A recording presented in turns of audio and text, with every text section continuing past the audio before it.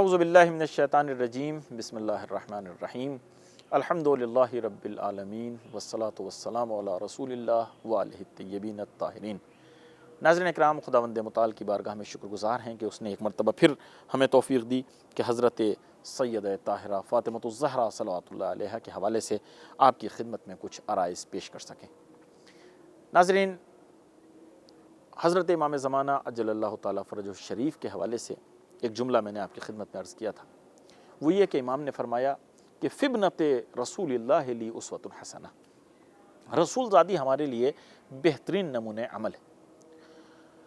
ناظرین، اگر ہم نے بیوی کو اپنے لیے نمونہ عمل بنایا ہوتا تو واقعاً ہماری زندگی جو آج ہے اس سے کہیں الگ ہوتی۔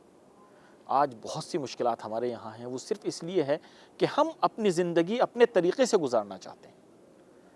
ہم اگر آپ غور کریں تو ایک خیالاتی دنیا میں زندگی گزار رہے ہیں، حقائق سے بہت دور ہے۔ ورنہ اگر تعلیمات آل محمد کو دیکھیں، خود بیوی کی فرمائشات کو اگر دیکھیں تو پھر ہماری ذمہ داری بہت سخت ہو جاتی ہے۔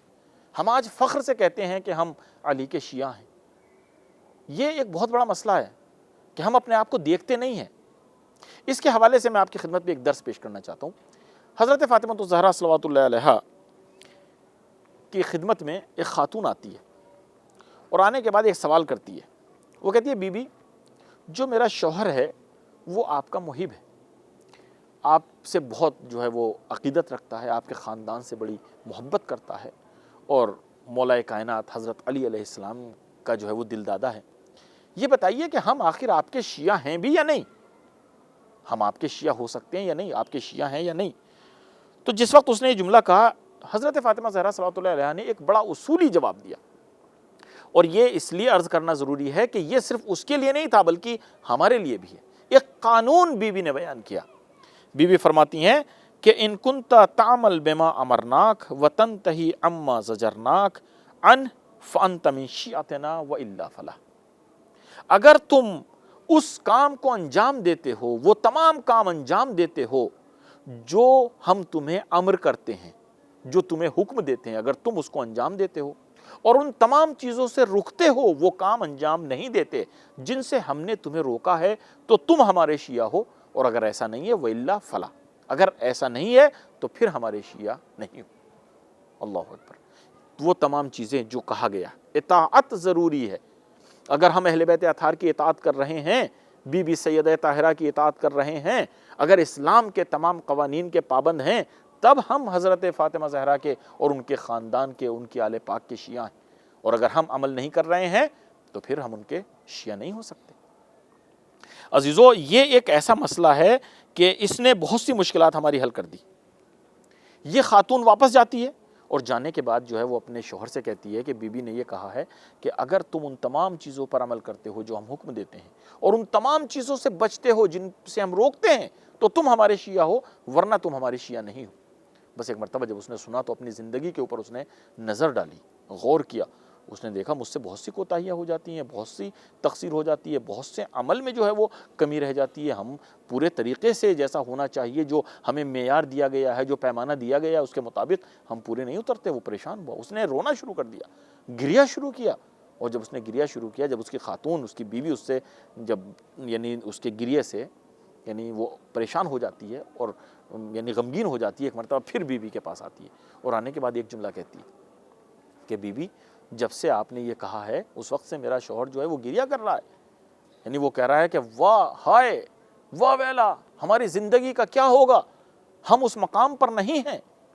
اس لیے کہ جو کامیابی ہے، جو فلاح ہے، وہ شیعوں کے لیے، علی و شیعتہ هم الفائزون، علی اور ان کے شیعہ ہی کامیاب ہونے والے ہیں۔ اب ہمارا کیا ہوگا؟ ہم تو ان چیزوں پر عمل نہیں کر پاتے پورے طریقے سے، نہ ان چیزوں سے بچ پاتے ہیں پورے طریقے سے کہ جو ہم سے کہا جاتا ہے۔ بی بی سیدہ طاہرہ جس وقت وہ سنتی ہیں، یہ البتہ ہمارے لیے امید بخش بھی ہے۔ بی بی ایک مرتبہ کہتی ہیں کہ لیس ھکذا، دیکھو ایسا نہیں ہے، تمہارا شوہر غلط سمجھ رہا ہے کہ مثلا صرف علی کے شیعہ جو ہیں وہی مثلا جنت میں جائیں گے اور وہی کامیاب ہوں گے۔ بی بی فرماتی ہیں کہ شیعتنا من خیار اہل الجنہ، جو ہمارے شیعہ ہوں گے وہ خیار اہل جنت میں سے ہوں گے، یعنی جنت میں جو سب سے اچھے افراد ہوں گے ان میں ہمارے شیعہ ہوں گے۔ پھر اس کے بعد کہتے ہیں کہ یہ تو شیعوں کا مقام ہے، لیکن اس کے بعد وَكُلُّ مُحِبِّينَ، لیکن صرف ہمارے شیعہ ہی نہیں بلکہ جتنے ہمارے محب ہیں جو ہم سے محبت کرتے ہیں، اور صرف یہی نہیں، دیکھیے یہاں سے انسان امیدوار ہو جاتا ہے، ورنہ واقعاً ہمارا دامن تو خالی ہے، لیکن ان چیزوں سے انسان کو امید ہو جاتی ہے۔ وَمَوَالِي أَوْلِيَائِنَا، حتیٰ کہ جو ہمارے محبوں کے محب ہیں، جو ہمارے دوستوں کے دوست ہیں وہ بھی، وَمُعَادِي أَعْدَائِنَا، اور جو ہمارے دشمنوں کے دشمن ہیں، وَالْمُسْلِمْ بِقَلْبِهِ وَلِسَانِهِ لَنَا، اور جو یعنی ہمیں قبول کرتے ہیں، یعنی دل سے قبول کرتے ہیں، زبان سے قبول کرتے ہیں، وہ یعنی یہ تمام کے تمام لیسو من شیعتنا، یہ اگرچہ ہمارے شیعوں میں سے نہیں ہیں، یعنی ہمارے شیعہ تو وہ ہیں کہ جو ہر چیز میں عمل، ان چیزوں کے اوپر یعنی ہر چیز کے اوپر عمل کریں اور ہر چیز سے بچیں، لیکن جو ہم سے محبت کرتے ہیں وہ بھی، جو ہمارے دوستوں کے دوست ہیں وہ بھی، جو ہمارے دشمنوں کے دشمن ہیں وہ بھی، اور جو ہمیں دل سے قبول کرتے ہیں، یعنی ہیں کسی اور اس میں لیکن دل سے ہمیں قبول کرتے ہیں، مانتے ہیں وہ بھی، تو کہتے ہیں کہ یہ جو ہے یہ بھی ہمارے ساتھ ہوں گے، یہ بھی جنت میں ہوں گے، لیکن کہتے ہیں کہ وہ انسان کہ اذا خالفوا اوامرنا و نواہینا من سائر الموقبات وہم مع ذلک فی الجنہ، کہتے ہیں کہ وہ جو مخالفت بھی کر دیتے ہیں، یعنی ان میں کسی طرح کا اختلاف بھی پایا جاتا ہے، کبھی کبھی جو ہم کہتے ہیں وہ نہیں کر پاتے ہیں، کبھی کبھی جس چیز سے ہم منع کرتے ہیں لیکن وہ پھر بھی انجام دیتے ہیں، تو کہتے ہیں وہ بھی جنت میں آئیں گے، لیکن کب؟ ان کو پہلے جو ہے وہ روکا جائے گا۔ آپ نے فرمایا کہ ما یطہرون من بعد ما یطہرون من ذنوبہم بالبلایا، کہ ان کو پہلے پاک کیا جائے گا، یعنی بلا اور مصیبتوں کے ذریعے جو ہے ان کو پاک کیا جائے گا، والرزایا او فی ارزات القیامہ، یا قیامت کے موقع پر ان کے لیے جو ہے بانواع شدائدہا، ان کو جو ہے شدید قسم کی جو ہے وہ اذیتیں دی جائیں گی، مشکلات میں ان کو گرفتار کیا جائے گا، اس کے بعد جب ان کے گناہ پاک ہو جائیں گے تو اس کے بعد ان کو جو ہے وہ جنت میں بلایا جائے گا۔ لیکن عزیزو یہ محبوں کے لیے ہے، اور جو مثلا کہا کہ ہمارے دوستوں کے جو دوست ہیں وہ بھی جنت میں آ جائیں گے، لیکن جنت میں آنا کوئی کمال نہیں ہے۔ دیکھیے ہمیں یہاں پہ ہم یہ کہہ کے مطمئن نہیں ہو سکتے کہ ہم چلیے محب ہیں ہم تو جنت میں پہنچ ہی جائیں گے، جنت میں جانا کمال نہیں ہے عزیزو۔ کہا جاتا ہے نا کہ جنت میں تو وہ بچہ بھی جائے گا کہ جو بھی بالغ نہیں ہوا، تکلیف اس کے اوپر نافذ نہیں ہوئی ہے، وہ اس دنیا سے چلا جاتا ہے، اس نے کوئی گناہ نہیں کیا، وہ کہاں جائے گا؟ جنت میں چلا جائے گا۔ جو مجنون ہے اس کو بھی کہا جاتا ہے وہ بھی جنت میں چلا جائے گا۔ تو کیا اس طریقے سے اگر ہم جنت میں چلے جائیں تو یہ کامیابی ہے؟ کامیابی یہ ہے کہ ہم اس مقام پر ہوں کہ جہاں پر اہل بیت اطہار ہوں گے، ہمیں ایسا بننا ہے جیسے اہل بیت اطہار چاہتے ہیں، ہمیں ان کے شیعوں میں داخل ہونا ہے، ہمیں کوشش کرنی چاہیے ان کا شیعہ بننے کے لیے۔ عزیزو یہ دیکھیے ایک امام علی رضا علیہ السلام کا بھی ایک واقعہ اسی طریقے کا کہ ایک مرتبہ آپ کے کچھ محب آئے اور آنے کے بعد انہوں نے دق الباب کیا، امام کے غلام آتے ہیں، آنے کے بعد پوچھتے ہیں کون؟ کہا کہ ہم آپ کے شیعہ ہیں۔ امام سے کہیے کہ ہم آپ کے شیعہ ہیں، آپ سے ملنے کے لیے آئے ہیں اور اتنا سفر طے کر کے آئے ہیں۔ انہوں نے جا کے امام کے غلام نے امام کی خدمت میں عرض کیا کہ مولا اس طریقے سے آپ کے شیعہ ہیں۔ امام نے کہا ان کو واپس پلٹا دو، واپس بھیج دیا۔ وہ دوسرے دن آتے ہیں، پھر یہی کہتے ہیں، پھر واپس پلٹا دو۔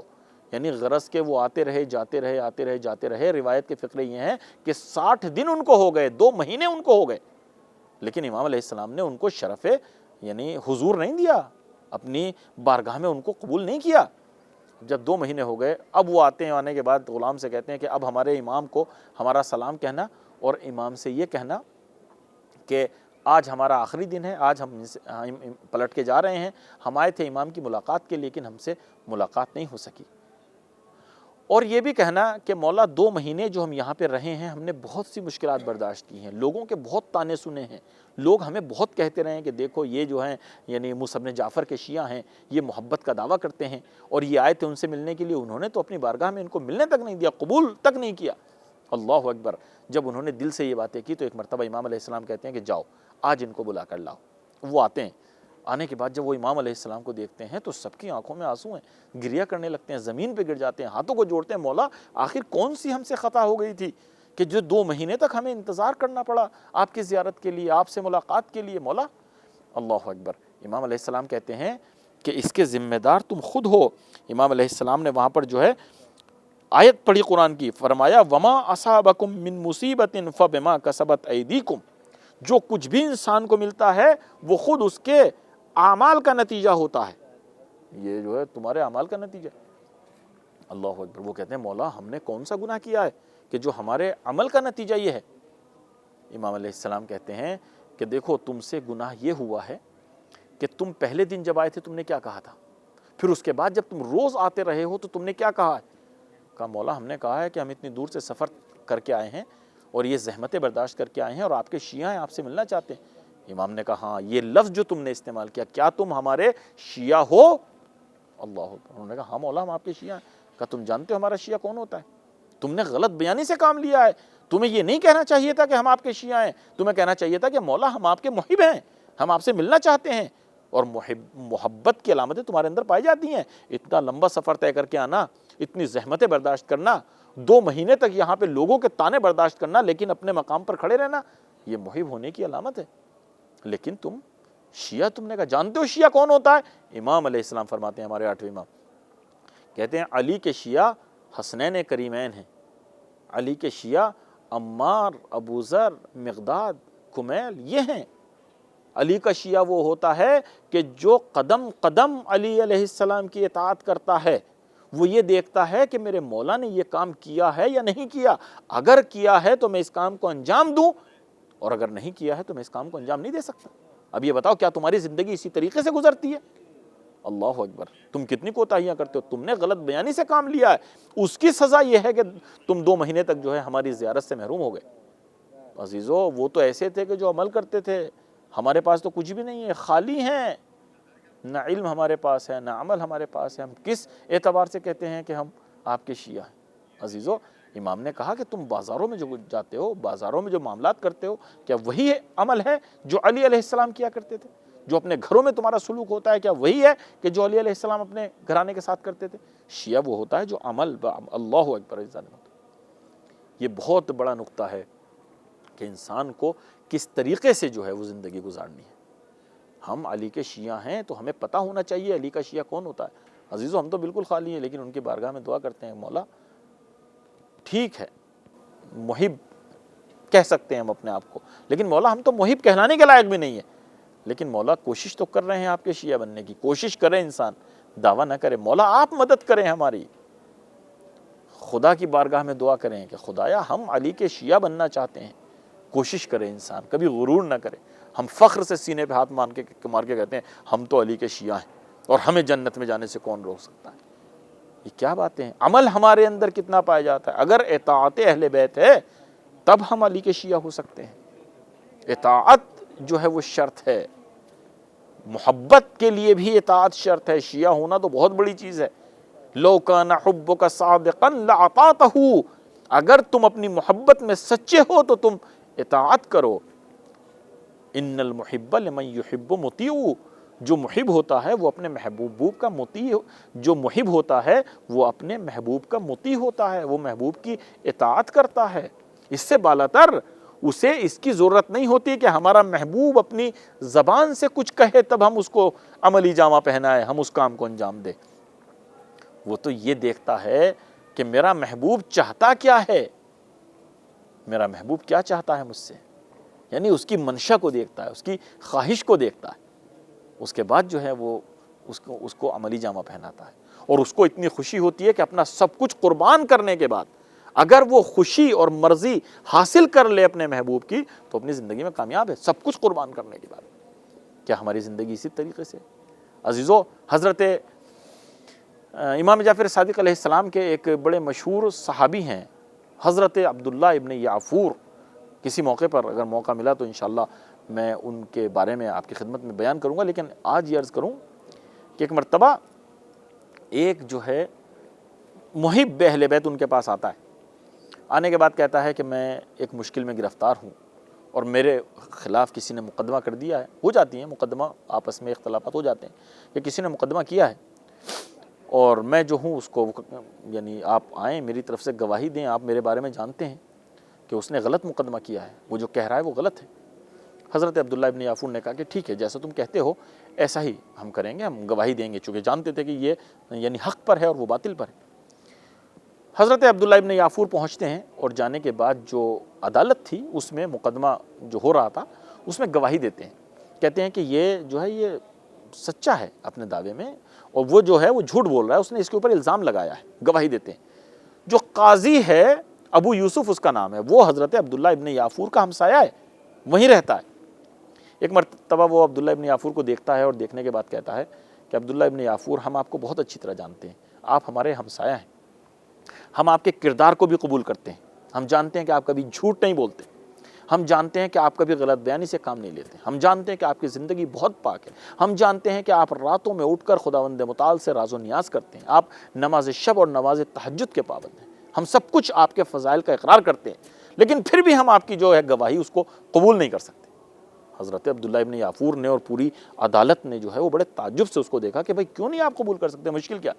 وہ ناسبی تھا، وہ کہتا ہے حضرت عبداللہ ابن یافور سے کہ ہم اس لیے آپ کی گواہی قبول نہیں کر سکتے چونکہ تم علی کے شیعہ ہو، تم رافضی ہو، اور ہمارے عقیدے سے جو ہے وہ تمہارا کوئی تعلق نہیں ہے، اور ہماری عدالت کا قانون یہ ہے کہ جو ہمارے مسلک سے نہ ہو، ہمارے مذہب سے نہ ہو، اور خاص طور پر رافضی جو علی کے شیعہ ہیں، ہم ان کی گواہی کو قبول نہیں کر سکتے۔ اللہ اکبر۔